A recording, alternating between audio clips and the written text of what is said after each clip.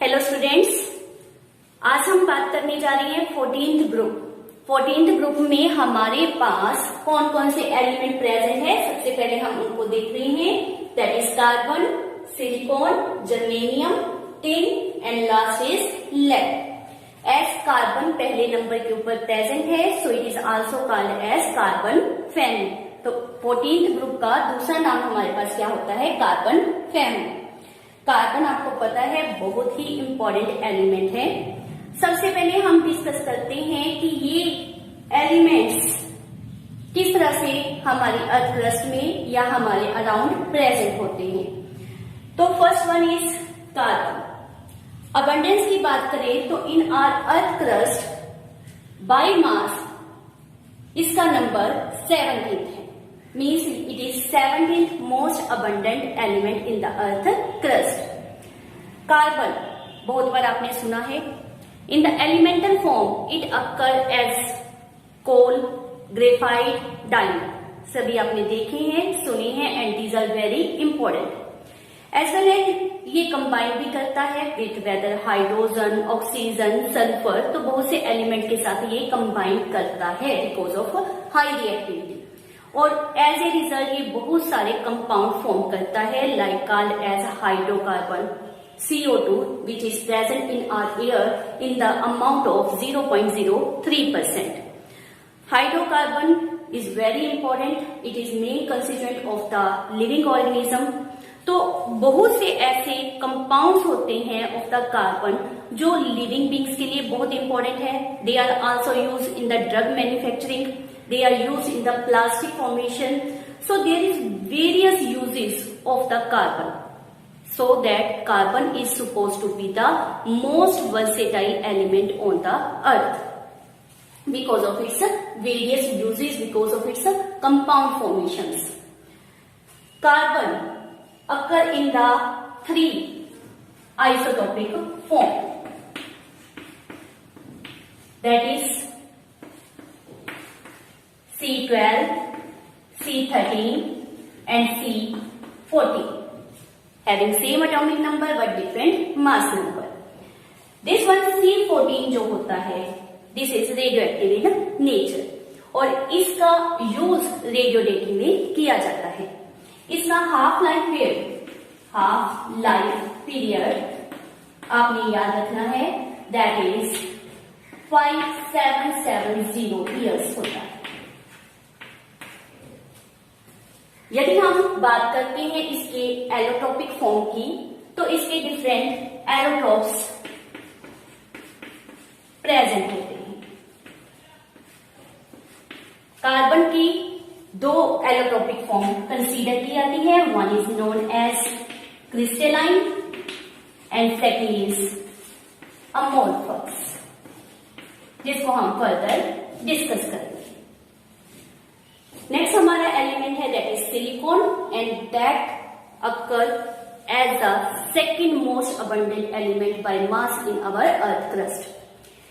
इसकी presence in the form of silica और silicates, इस फॉर्म में ये हमारी अर्थ क्रस्ट में प्रेजेंट होता है।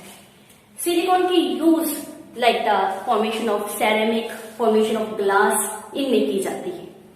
तो silicon is also very important for our daily use even. Germanium बहुत कम मात्रा में पाया जाता है। Tin in the form of calcite और SnO2, इस तरह से ये पाया जाता है। Lead it is occur in the form of galena. Electronic configuration, तो इलेक्ट्रॉनिक कन्फिग्रेशन के लिए फर्स्ट ऑफ ऑल हमने क्या याद करना है, एटॉमिक नंबर। जैसा कि आपको दिखाया गया है, हमारे पास एटॉमिक नंबर क्या है, दैट इज 6, 14, 32, 50 एंड 82।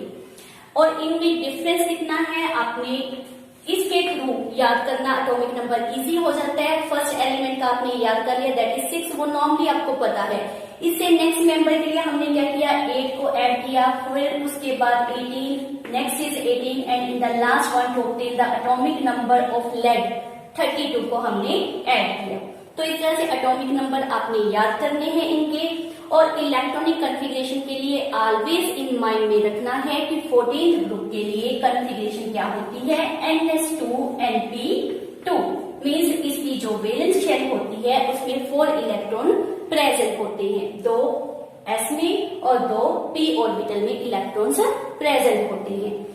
वही जो इनर कोर है वो रेगुलरली चेंज होता जाएगा। जैसे जैसे आप डाउन द ग्रुप जाओगे वहां पर d ऑर्बिटल की filling as well as f orbital की फीलिंग, जैसा कि आपको दिखाया गया है, हमारे पास होती जाती है।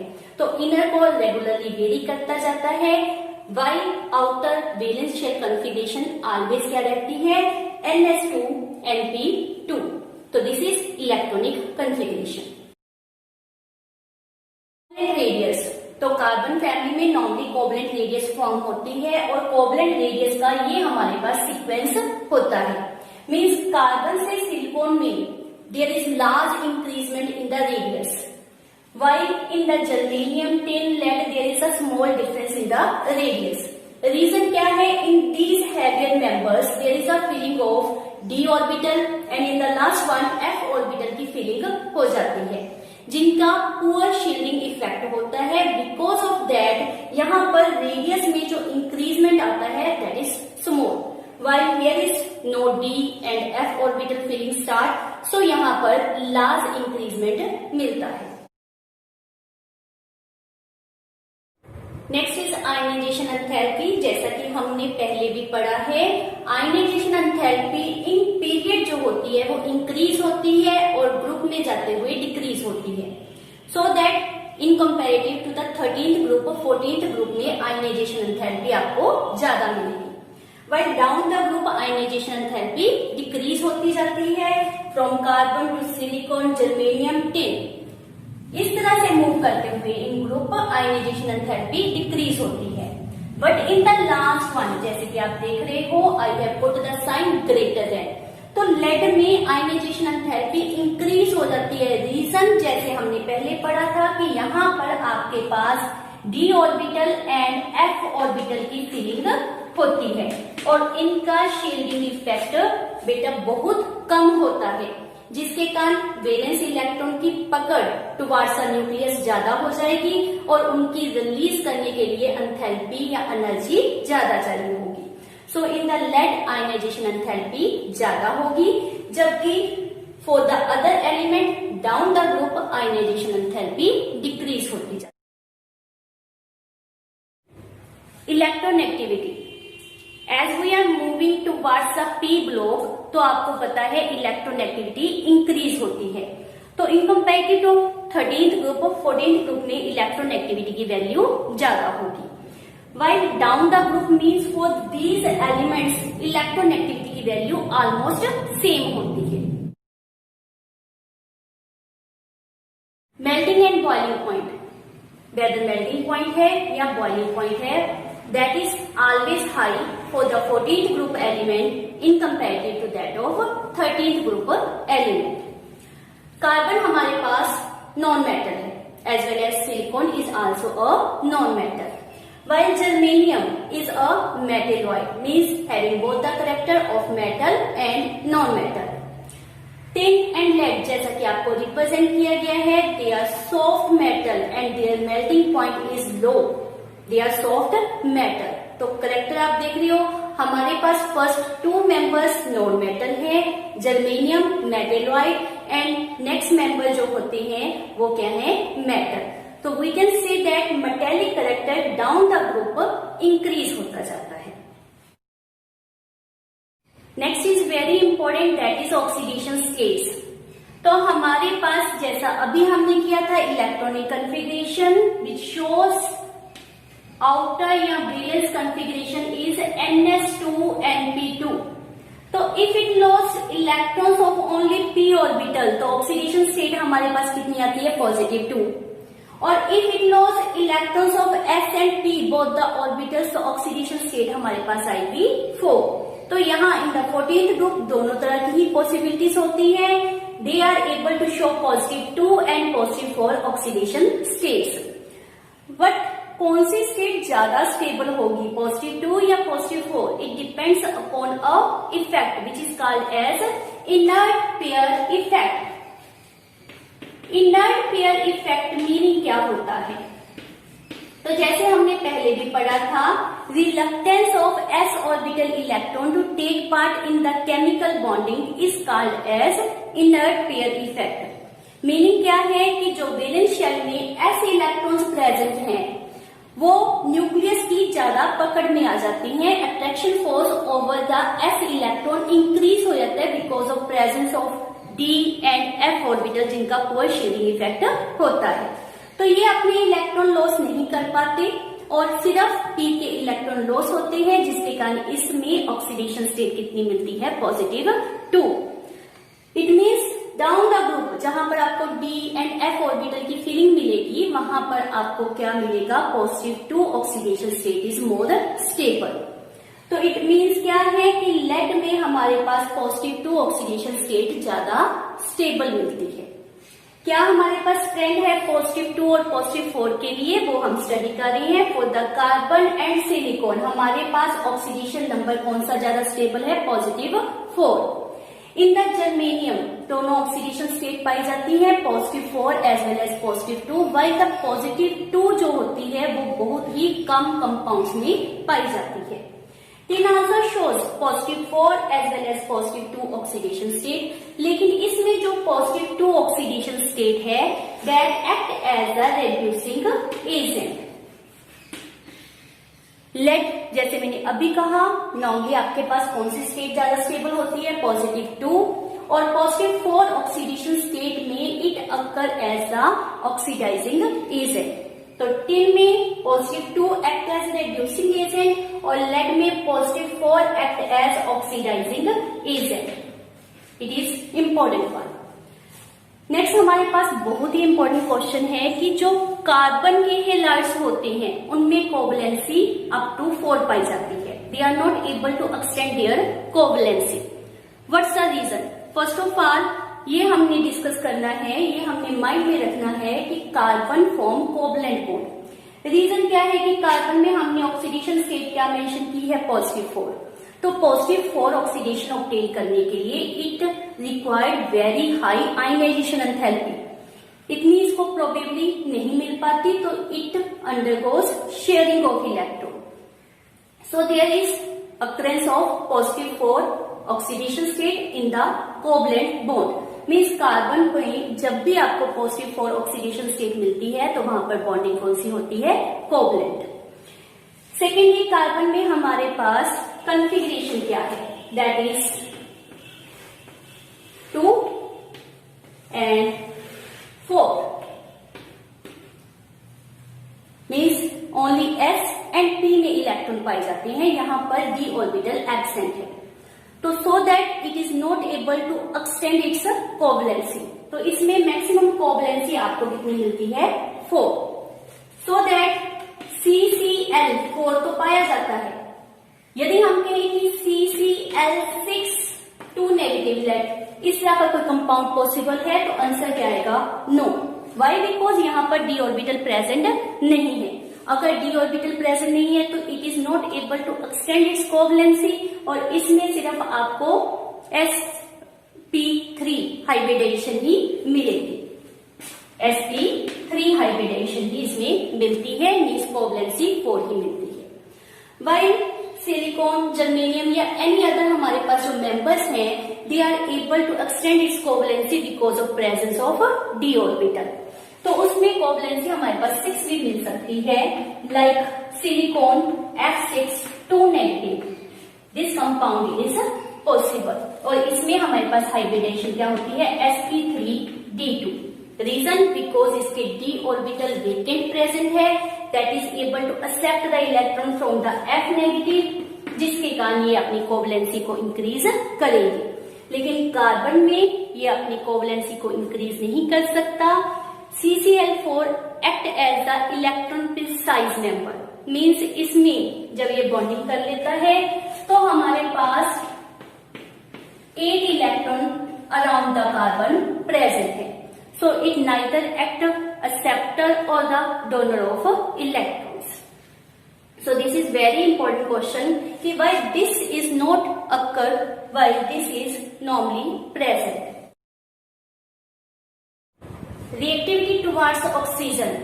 तो carbon family and oxygen combine करके normally two type of oxide form करते हैं. One is known as monoxide having formula MO. M stand for the carbon family members. And second is dioxide which have generally formula MO2. तो हमारे पास जो monoxides होते हैं उनमें क्या ट्रेंड लाई करता है. कार्बन मोनोऑक्साइड जो होती है that is neutral in nature. Germanium oxide is acidic in nature while the left to one is amphoteric. In case of dioxides CO2 जैसा कि नॉर्मली आपको पता भी है it is acidic in nature. तो ये बहुत इंपॉर्टेंट आपके पास क्वेश्चन भी है कि CO न्यूट्रल होता है और CO2 is acidic in nature. These two is also acidic in nature. Lead, tin and lead ये दोनों ही डाइऑक्साइड जो होते हैं इनका नेचर एम्फोटेरिक होता है. तो इस तरह से ये ऑक्सीजन के साथ ज्वाइन करके दो तरह के oxide that is monoxide and dioxide की फॉर्मेशन हमें दिखती है. Next we discuss reactivity of the carbon family members with the water. तो माइंड में रखना है first three member that is the carbon, silicon and germanium does not react with water. ये तीनों ही पानी के साथ रिएक्ट नहीं करते. लेकिन जो टिन होता है वह है वाटर जब वो स्टीम फॉर्म में होता है मींस हाई टेम्परेचर के ऊपर वाटर के साथ रिएक्ट करता है एंड फॉर्म करता है tin dioxide and release hydrogen gas. इसको हम बैलेंस कर देते हैं लाइक दिस. तो ये हमारा बैलेंस हो जाएगा. और जब हम लेड की बात करते हैं तो बेटा लेड के साथ जब वाटर रिएक्ट करता है तो लेड के ऊपर लेड ऑक्साइड की एक प्रोटेक्टिव कोटिंग हो जाती है जो फर्दर लेड और वाटर के रिएक्शन को स्टॉप कर देती है. तो we can say only the lead is a member which react with water in the steam form. Next is very important. बहुत से क्वेश्चन इसके साथ रिलेटेड आपके पास आते हैं कि how the carbon family members react with halogens. तो हमारे पास किसी भी मेंबर की हम ले लेते हैं. लेट्स सपोज हम कार्बन की बात करते हैं तो what is electronic configuration that is 1s2 2s2 2p2. तो लास्ट हमारे पास क्या है 2s2 and 2p2. It means there is two unpaired electrons are present. तो if दो unpaired इलेक्ट्रॉन हमारे पास हो तो हमारे पास किस तरह के हेलाइड बनने की पॉसिबिलिटी हो सकती है दैट इज MX2 फार्मूला पर बिकॉज हेलोजन्स इनके साथ बॉन्डिंग कर जाएंगे. And this is also possible that this electron is promoted to the empty p orbital. As a result हमारे पास क्या आ जाता है 1 unpaired electron in the s orbital and 3 unpaired electron in the p orbital. तो अब इसमें कितने बॉन्ड बनाने की कैपेसिटी है that is 4 bond. So MX4 like this type of halides are also possible. Means carbon family members can form two type of halide whether of MX2 or MX4. As you know, down the group positive to oxidation state is more stable. So हमें क्या मिलता है कि down the group MX2 compounds are more stable than the MX4 compounds.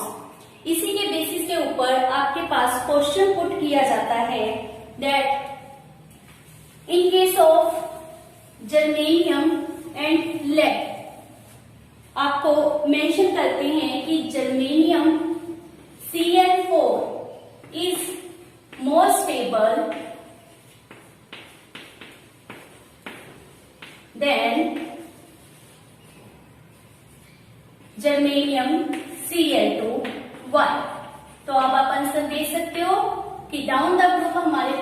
कौन सा oxidation number stable होता है, +2, लेकिन इसमें हमारे पास कौन सा स्टेबल होता है, +4। तो इससे जो हैलाइड बनेंगे इन द +4 ऑक्सीडेशन स्टेट वो ज्यादा स्टेबल होंगे in comparison of germanium Cl2। But lead F4 is less stable than lead F2। Why? Because lead में हमारे पास ऑक्सीडेशन नंबर स्टेट कौन सी स्टेबल होती है, लेड 2। सो इसके कंपाउंड ज्यादा स्टेबल होंगे in comparison of this one. एक और क्वेश्चन हमारे पास पुट किया जाता है, why PbI4 is not possible. Lead I4 ये कंपाउंड पॉसिबल ही नहीं होता। रीजन क्या है, हमारे पास जब इलेक्ट्रॉन को S से P में प्रमोट करना है तो there is need of energy. जब लेड आयोडीन के साथ शुरू में फर्स्ट बॉन्ड बनाता है तो इतनी एनर्जी रिलीज नहीं होती because of it's large size, because of it's less electronegativity, कि इसमें से इतनी एनर्जी रिलीज नहीं हो रही कि वो S के इलेक्ट्रॉन को P में प्रमोट करे। एज ए रिजल्ट जब P में इलेक्ट्रॉन प्रमोट नहीं हो रहा और अनपेयर्ड इलेक्ट्रॉन हमारे पास नहीं है, so this type of compound उस समय पॉसिबल नहीं हो सकेगा। तो यह बहुत ही इंपॉर्टेंट क्वेश्चन है कि why lead I4 is not possible. Next हमारा बहुत ही इंपॉर्टेंट क्वेश्चन है that why carbon tetrachloride does not hydrolyse by water but silicon tetrachloride get hydrolysed. उसका रीजन देना है हमने and mechanism of hydrolysis in silicon tetrachloride explain करना है। ये आपको 2 क्वेश्चन की फॉर्म में भी पुट कर सकते हैं और एज सच आपके पास 1 क्वेश्चन की फॉर्म में भी आ सकता है। तो जैसा कि हमने पहले किया है कि carbon having configuration 1s2 2s2 2p2, तो यहाँ पर सेकेंड शेल में आपके पास कोई एम्प्टी d ऑर्बिटल नहीं होता। If there is no d orbital तो it is unable to accept the lone pair of electron on the oxygen of water. तो जब ये ऑक्सीजन के इलेक्ट्रॉन पेयर को एक्सेप्ट नहीं कर सकता तो यह वाटर के साथ किसी तरह की बॉन्डिंग नहीं करेगा, इसकी हाइड्रोलाइसिस नहीं होगी। कार्बन को छोड़कर जितने भी हमारे पास 14th ग्रुप मेंबर हैं, they are easily get hydrolysed, reason because of presence of empty d orbital. तो किस तरह से सिलिकॉन टेट्राक्लोराइड की हाइड्रोलाइसिस होती है वो हम करते हैं। Silicon tetrachloride, as you know, silicon tetrachloride have sp3 hybridization and have tetrahedral structure।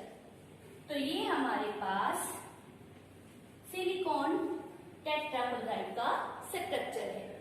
Silicon does not have any unpaired electron, lone pair, ये 8 इलेक्ट्रॉन पोसेस कर रहा है और ये सभी बाइंडिंग फॉर्म में है।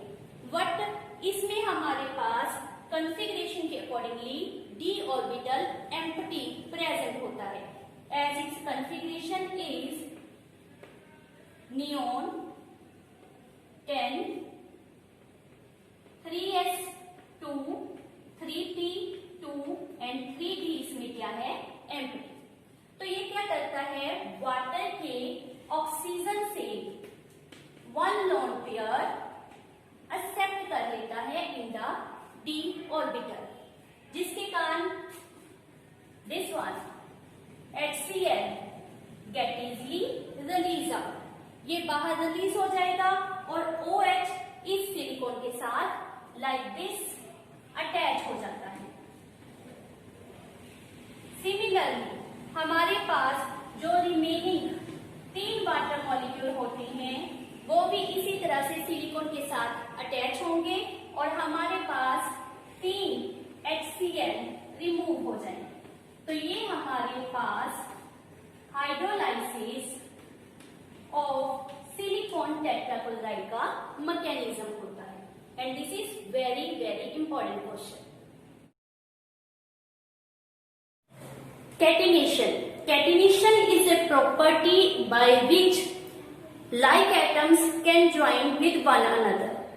Like the carbon. कार्बन में सबसे अधिक कैटिनेशन की प्रॉपर्टी होती है, मीन्स कार्बन के एटम्स एक दूसरे से इजीली कंबाइन कर जाते हैं with the help of covalent bond, जिसके कारण वेदर वो स्ट्रेट चेन स्ट्रक्चर और द रिंग स्ट्रक्चर रिप्रेजेंट करते हैं।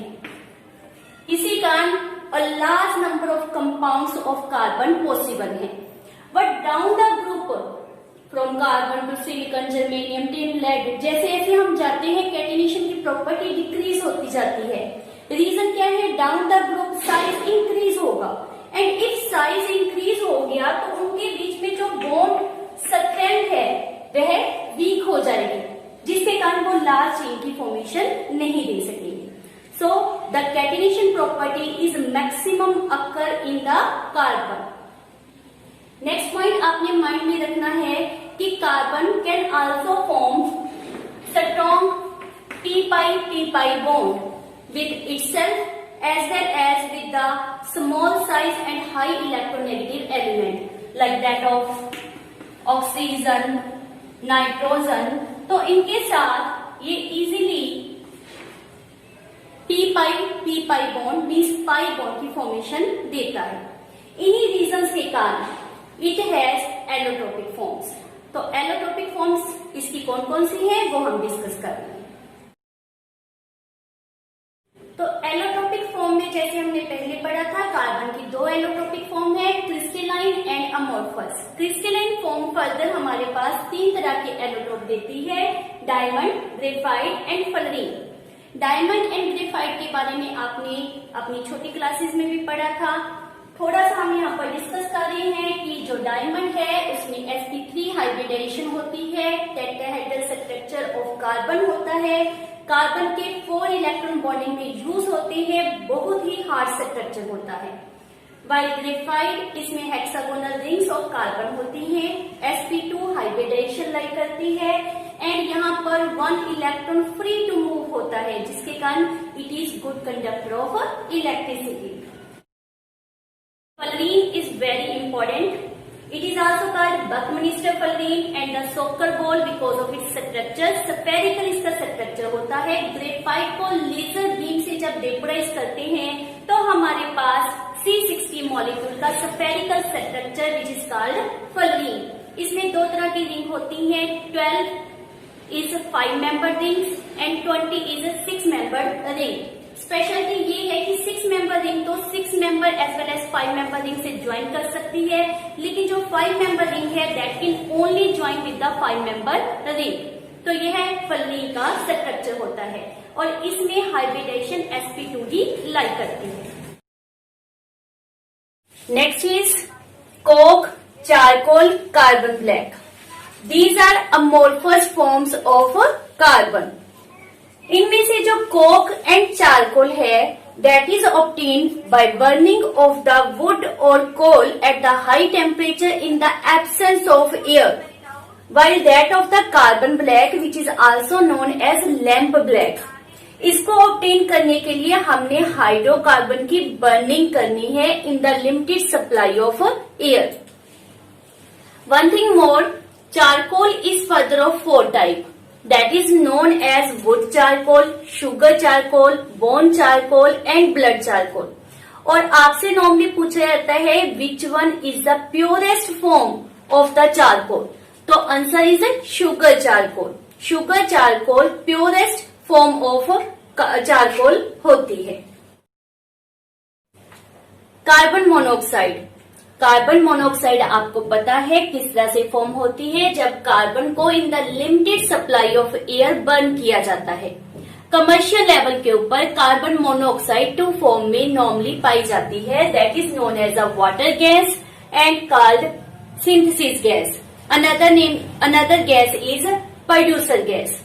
तो वाटर गैस किस तरह से फॉर्म होती है, जब हम रेड हॉट कार्बन की स्टीम के साथ रिएक्शन करते हैं at a very high temperature, तो हमारे पास 1:1 में carbon monoxide and hydrogen form होते हैं। Producer gas It is formed when red hot carbon is reacted with air. This is what? Air. तो हमारे पास at high temperature carbon monoxide and nitrogen की formation होती है in the ratio of 2:4 which is called as producer gas. इन दोनों में carbon monoxide present है जो फर्दर ऑक्सीजन से रिएक्शन करके कार्बन डाइऑक्साइड की फॉर्मेशन देती है। कार्बन मोनोऑक्साइड एक कलरलेस गैस है। It is completely insoluble in water. It is very powerful reducing agent. इसका स्ट्रक्चर हमारे पास क्या होता है? Carbon with the help of triple bond join with oxygen. इसमें 1 sigma bond and 2 pi bond present होते हैं। As well as carbon possess 1 lone pair. Because of this lone pair, carbon is able to donate the lone pair to any metal, and as a result, the compound form is called as metal carbonyl. Carbon monoxide बहुत ही poisonous gas है। Reason क्या है? यह हमारे blood में present haemoglobin के साथ combine कर जाती है। एज ए रिजल्ट जो कॉम्प्लेक्स फॉर्म होता है that is 300 time more stable then the compound form by the combination of oxygen and haemoglobin. It means carbon के साथ, कार्बन मोनोऑक्साइड के साथ हीमोग्लोबिन का कॉम्प्लेक्स स्टेबल है, इसलिए वह हीमोग्लोबिन ऑक्सीजन से कंबाइन नहीं कर पाता। एज ए रिजल्ट हमारे सारे बॉडी पार्ट्स में ऑक्सीजन की सप्लाई प्रॉपर नहीं हो पाएगी, जिसके कारण even death of person can be happen. So this gas is very poisonous in nature. Next oxide of the carbon is carbon dioxide. Carbon dioxide is formed when carbon react with oxygen in the excess, जब oxygen access में होती है, और as well as कोई भी hydrocarbon की that means fuel की आप बर्निंग करते हो in the excess of oxygen, तो हमारे पास कार्बन डाइऑक्साइड फॉर्म होती है। कमर्शियल लेवल के ऊपर by the burning of limestone हमारे पास CO2 गैस की प्रोडक्शन होती है। So this is very common as you know. CO2 is a colourless odourless gas है। इसके मेन यूज जैसे कि आप सबने फ्रॉम द 6th क्लास से रीड किया हुआ है, मेनली कहां पर यूज होती है? In the photosynthesis process. Green house effect, as you well known, it is also called as a greenhouse gas because it is responsible for increase in temperature.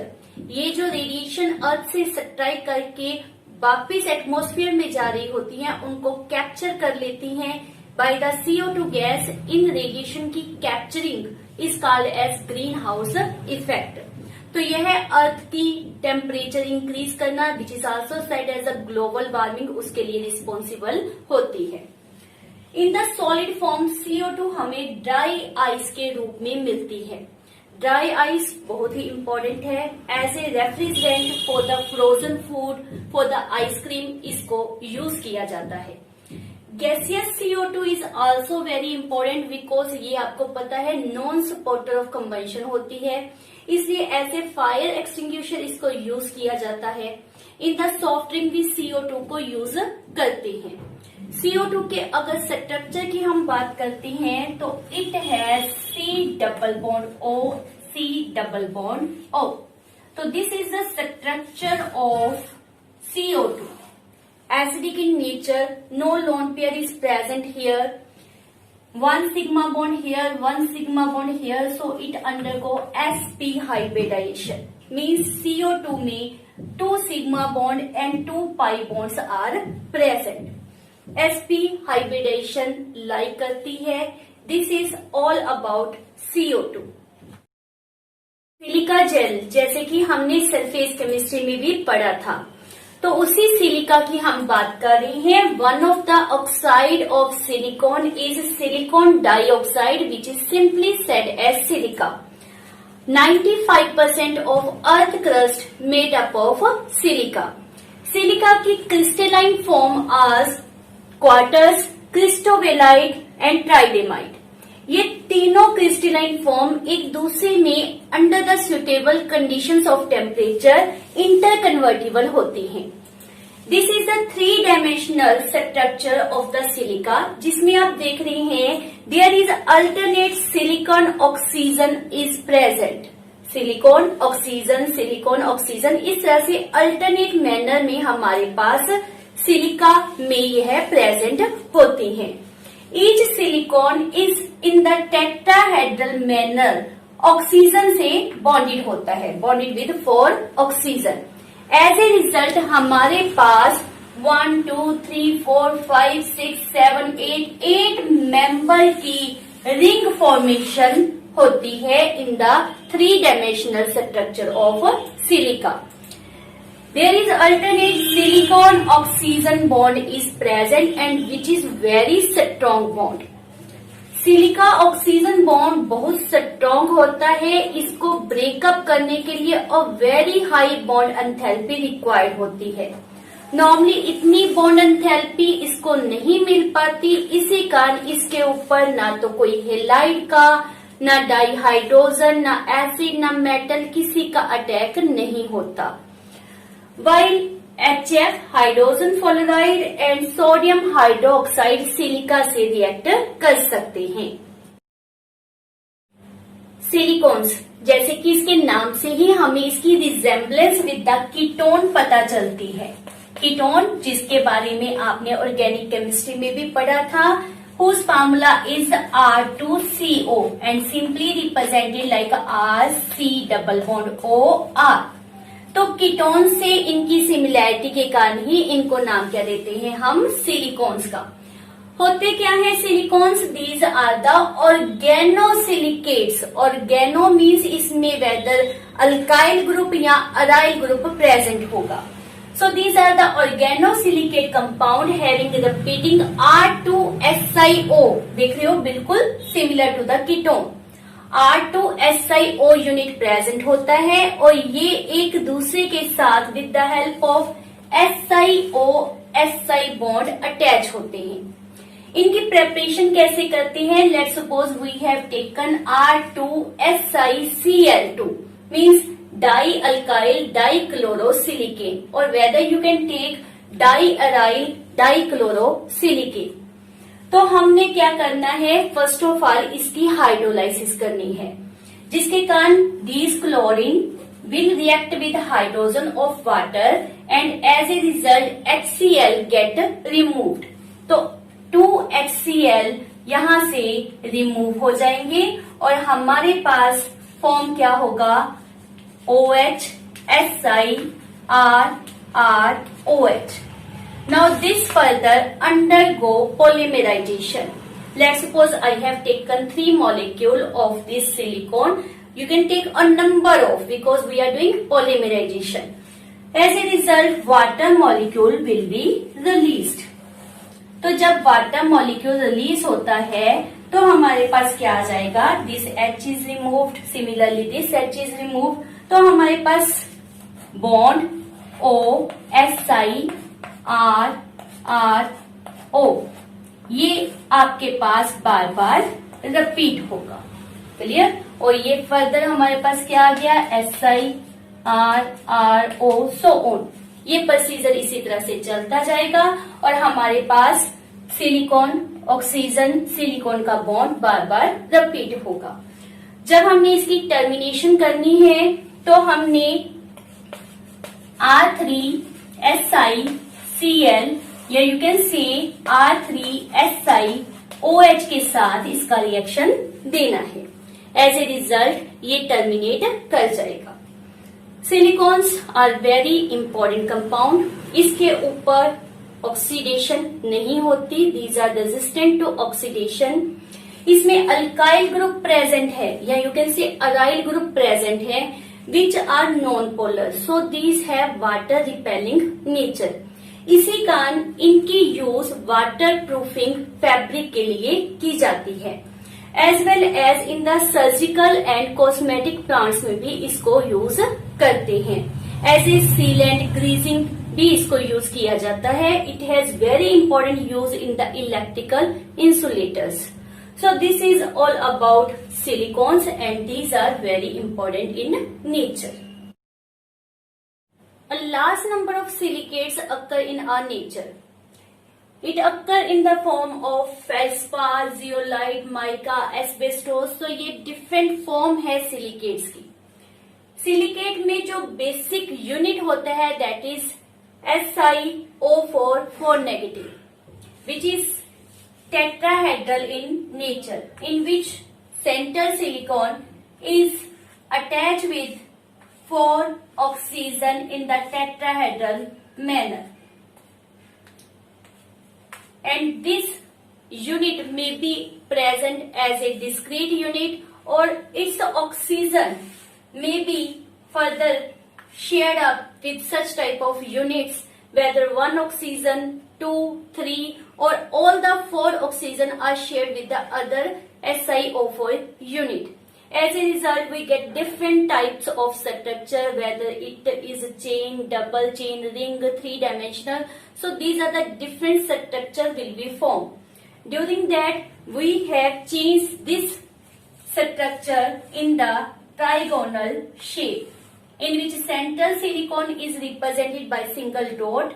Outside this round is represent oxygen and 3 oxygens are present at corner carrying negative charge. And this has tetrahedral structure as we are representing for the methane.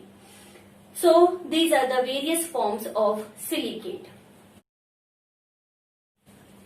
हमारा last topic है that is zeolite. अभी हमने silicon dioxide का 3-डायमेंशनल structure किया था. जैसे कि आपको दिखाया गया है, इफ इन द 3-डायमेंशनल स्ट्रक्चर में से ए फ्यू प्लेसेस के ऊपर हम सिलिकॉन को रिप्लेस करके एल्यूमिनियम लगा दें तो हमारे पास क्या बन जाएगा, एल्यूमिनो सिलिकेट. ऑब्वियस है इट हैज नेगेटिव चार्ज, तो उस नेगेटिव चार्ज को बैलेंस किया जाता है with the help of cations like the sodium, calcium, potassium etcetera. As a result जो हमारे पास प्रिपेयर होगा structure that is what, zeolite. Zeolite is very good catalyst. It is use in petrochemical industries जिसके द्वारा hydrocarbon की cracking की जाती है. ZSM5 is one of the type of zeolite. इसके द्वारा alcohol is converted into the gasoline. As well as एक होता है हाइड्रेटेड जियोलाइट, ये भी आपने +1 में पढ़ा हुआ है. As a result of the hydrated zeolite hard water को कन्वर्ट किया जाता है into the soft water. So this is all about 14th group elements, their physical properties, chemical properties, compounds and their uses. These are quite interesting, quite easy. इसको अच्छी तरह से आपने read करना है. Thank you for watching my video.